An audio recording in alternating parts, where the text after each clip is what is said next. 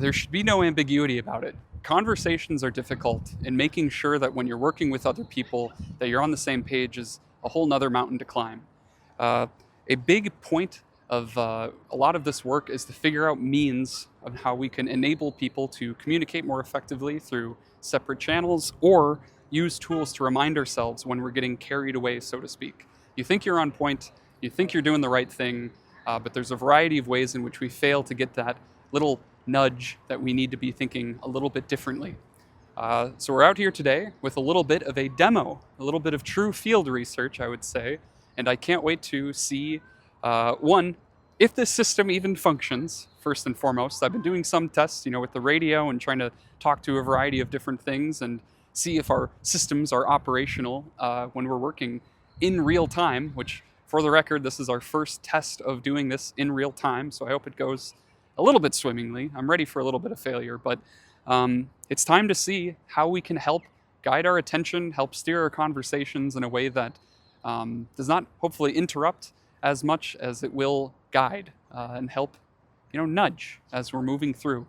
It's going to be dumb, bare bones, and pretty hectic, but bear with me and let's see where this goes. Can you hear me just fine? Yes. Now let's see if the system can hear me just fine. All right. It looks like it's working great. Okay. So I'm going to start off with the first question. So can you tell me about a time when someone's voice was missed in a group conversation? How did you go about dealing with that? How did that make you feel? What do situations like that usually get you to feel when you're in the middle of a conversation and somebody's either unheard or find it hard to fit themselves into a conversation? Yeah, so I would say this happens a lot in family settings, whether it's like dinners, outings, reunions, etc.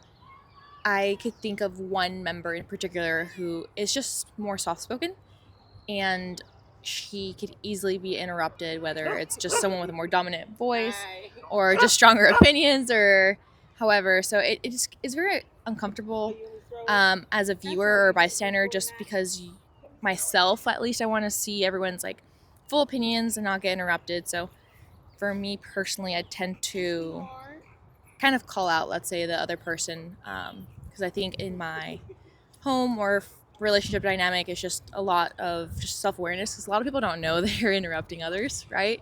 So sometimes it's like, okay, yeah, hold your thought, just like hold on for like 30 more seconds or however long, just like let this person finish their spiel. And it's funny, people don't tend to have a good signal, because I've had multiple conversations with my partner too where he's like, oh, I thought you were done. I'm like, no, that pause was not long enough in my point, but they interpret it as a different, These are exactly the type of things that like I've run into in my life, and I said I wish there was a way for us to have a common language about those pains, or at least some way to remind us and not be punitive, but just have some way to be like, this is how I talk, and these are sort of my breakpoints, or these are where I would like to jump in, or something like that. Right. A second question: has there been a moment where you needed someone's attention, say in a group setting conversation, where you're not able to get their attention? You're in a presentation, or you're distracted by some other speaker, and you want to be able to nudge to them to say, "Hey, come over here," or speak, or something like that. Has that ever happened to you, or have you ever found a chance where that could be beneficial? Yeah, so I feel like that happens very frequently when the group is larger than maybe 3 people. Yes. And you're on the opposite side of the room, you're trying to get someone's attention. You don't want to like awkwardly do some charades of like waving your arms around or kind of pointing out someone a little too, I don't know, ridiculous or aggressive in any way. But I think there's been times where I myself would have to do this whole telephone game where I'm like telling the person next to me like, hey, can you get the attention of the person next to you? Yes. So kind of just getting it more of like a tactile touch, right? Because I feel like I daydream very easily, and I can imagine others do too. So Yes. Sometimes I feel like a physical touch or a tactile or some sort of reminder of just getting someone to hone in, which I don't know if that answered which question, because I know there's like multiple and this number two. But for example, I'm a fully remote worker, so I feel like in those circumstances it could be much harder to actually get someone's like direct attention, because at that point you have to be more verbally direct with getting their attention That's in what that I sense. wonder too, especially if you're like managing or you're trying to just get input from everybody. Is there a way, like, you know, it's sometimes awkward if your manager's like, "Hey, John, can you Yeah. bring up this topic?" What if you It could just does. be like, "Beep, beep, beep." It's like, you're up next. Prepare yourself. Yeah, Have some yeah. sort of cadence to It, it or it something. definitely is like ongoing cyclical like balance of the manager, the lead, kind of like, does anyone have anything else to say? Sure. And it's just like crickets, right? Yeah. And then we, on one-on-ones and like just constructive feedback in group settings, like tell each other like, oh, we could definitely work on this, and it's like a work in progress for a few weeks, and then it goes back to the whole like crickets. So Yes. I think it's just it's also very awkward when someone calls one out because it's not supposed to feel very not like a personal attack, but rather just getting someone's opinion. And Right. I know it's a tricky situation to navigate. Absolutely. If you're all right, I have a third question. Sure. The third question is, can you recall a time when a conversation felt like it needed steering? This is sort of an obvious one to me, and just saying like, always we can use some sort of touch or always some sort of direction, but there's a time where you can play too heavy of a hand in that situation. So how would you interpret that, or how would you feel about, you know, that set of issue? Yeah, so I think the way you phrased the question, again, circling back to work, because I guess it consumes the majority of the week. But let's say it's a very time consuming part of the day, just kind of recapping the to-dos, right? And then Yes. it's important to have a little bit of socializing and what makes us human, to have this like little chatter, how's your weekend, how's your day, etc. But I think there always needs to be a little bit of a push or a reminder, be like to circle back depending on time sensitive topics or conversations. Yes. Which again, in a remote setting, is much harder. I think I myself or other people just need to like really vocalize, like, all right, like we have to get going. Where is our direction? What is our goal Exactly. at the moment, or something? And I like think that? something my fiance does really well is just when he converses with people, it's just the reminder of like, hey, like I'm just trying to be mindful of your time and our time, and just like I noticed that this, you know, we're hitting the 30-minute mark and Sure. etc. So I think it's just the just vocalizing and communicating those expectations of like steering the direction in like a way it needs to be, or at least like in a conducive way, and not just going too tangential. Yes. And kind of like how my response is probably going. But they're perfect. They're perfect. But in like a real life setting, I guess steering it, I could imagine it when it just becomes not very conducive. I guess when it's like a larger group setting, whether it's a friend group, family, etc. You could, I think we've all been bystanders to like two people kind of going into a little feud, right? And going in circles and circles and circles, and just as the third person just staring, you're getting nowhere fast. Right. For a long time. So I think it's just Sometimes it's like, it's hard to find an authority in that sense, to just be like, Exactly. I need to be able to have a fourth person to be like, this is 100%. distracting. You me, definitely or need something like a third that. or a fourth person to just be like, okay, like this is not a personal thing. So it's even better for someone that's not necessarily personally involved in the conversation to take that directive. But it's it takes a lot of initiative, which some people in those circumstances are whole bystander effect. It's not as easy Yes. easy as it is said.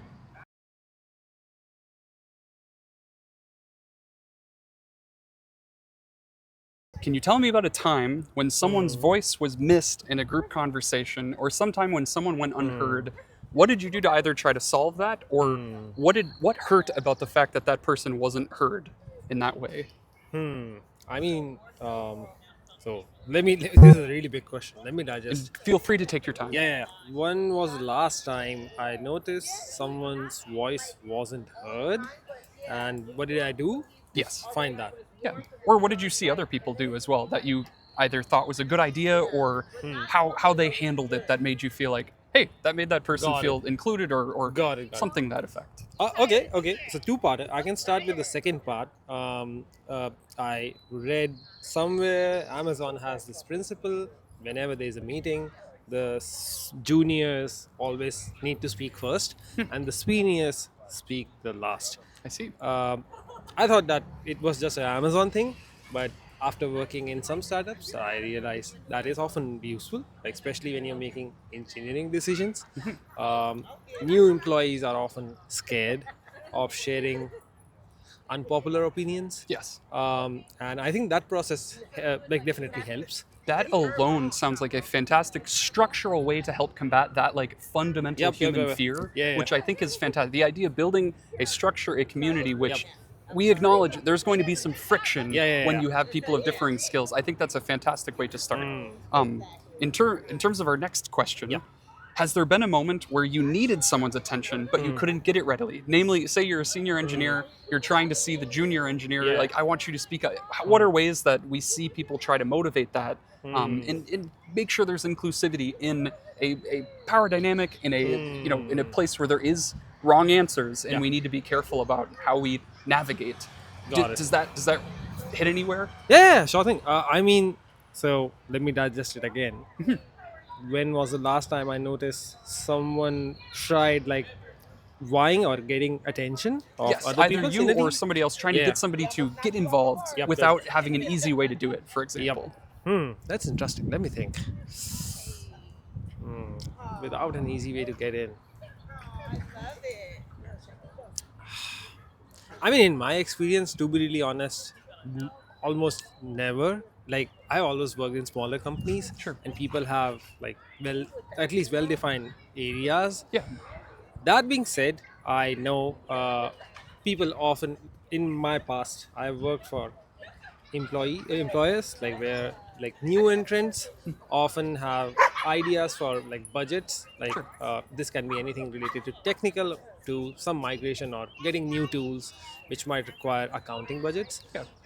I've often heard like in those cases like new requests would be turned down and always like revenue or some other stream would get preference. Sure. I think our startup eventually using the help of an executive coach Sure. came up with a budgeting structure, and I think it's relevant for startups, smaller companies, like, but larger companies typically have that. Yes. In this budgeting structure, like people could allocate like some amount of money to a KPI. The KPI is clear. Sure. In our case, it was revenue. Like any idea which has any potential to improve the KPI would be considered. Gotcha. So if I help break it down, Yeah. you had in this case you have an issued debate about or a dialogue about revenue or how to Yeah. deal with that.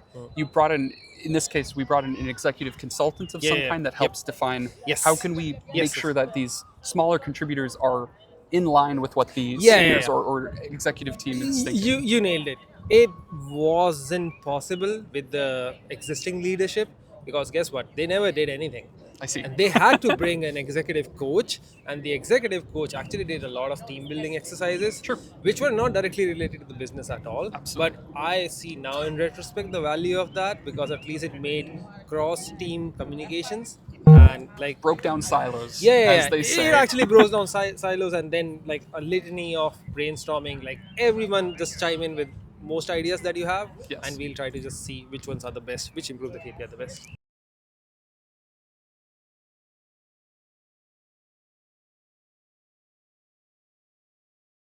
Has there ever been a moment where you needed someone's attention but couldn't get it easily? Whether you're think about it, people that are conversing online, or think about you're in a space where people are not as easily referenced. Do you ever have times where you're finding Sure. problems with reaching people, and how do you usually deal with that? Well, I try to be polite, or if it's too loud in there, I try to get closer. Sometimes it's hard to break into a conversation where things are too loud and it's too crowded. So Yes.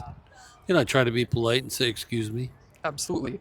In these times, like, say you're in more of a heated argument and two people are going at it and you want to be able to get their attention, is there any methods you use to try to de-escalate people out of their own attention? Or are there ever times where you think it's not worth it to do that?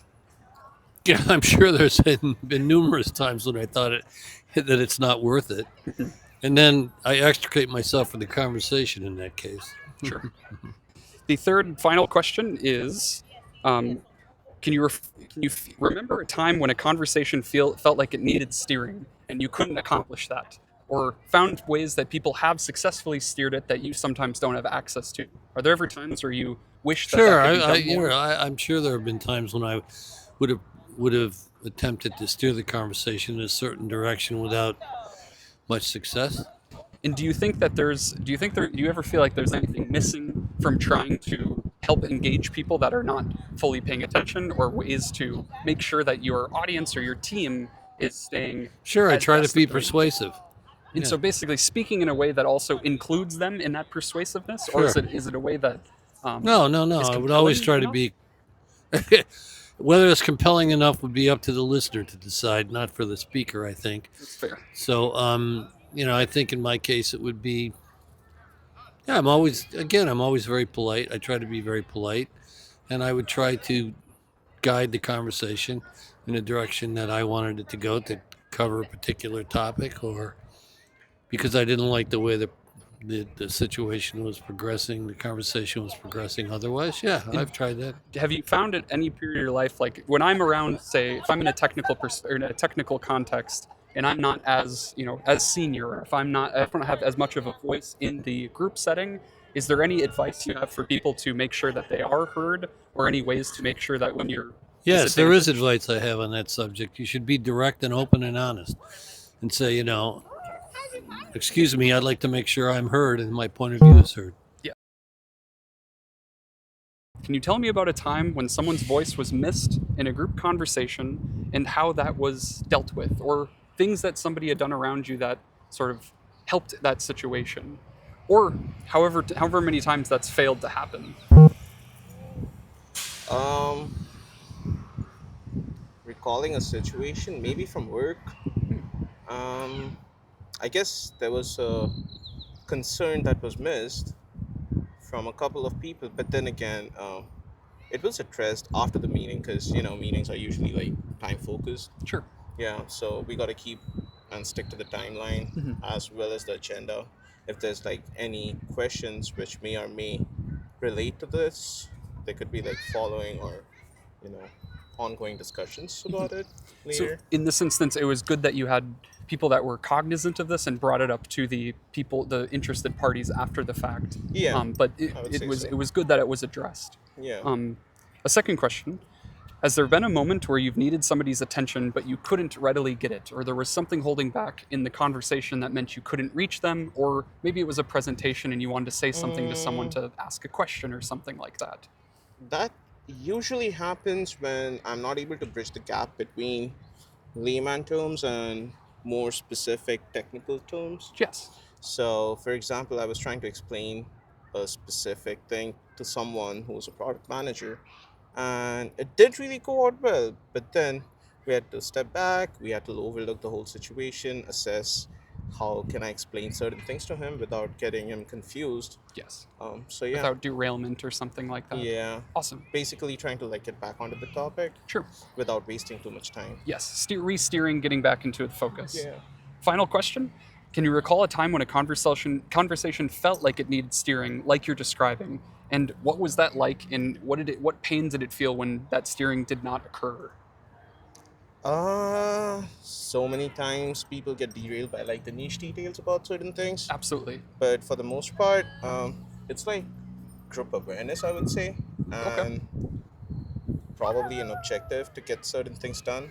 And so making sure that either you have a structure where the team knows how to stay on focus, or knows how to make sure that everybody has a constitution or some way that the conversation should be going, Yeah, and being able to be aware of that and helping people stay on track yeah. from that. I mean, basically, like at the beginning of the conversation, you make your goals pretty clear, right? Yes. Because you don't want to go into a conversation where you're digging yourself in a rabbit hole along with the others. You are aiming to achieve a solution, and while you're addressing the solution, you also have to address the conflicts, the other things that go around and work around and play well into like the whole mesh of things. Yes. So, yeah, I mean, you have to be very cognizant and very aware of the flow, right? Yeah.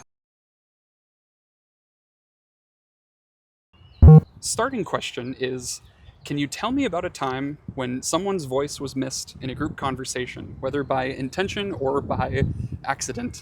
Um, Or someone's voice was missed. yes, say it's one of your underspoken friend, or as more junior representative on your team, something like that, where you have an instance where inclusivity is a big deal and your team cooperation is a big deal, but some people are going unheard, and you want to have some mechanism, whether that be social mechanism or structural mechanism, that helps with that. Have you ever run into something like that? Could this include like where the voice is present in the room?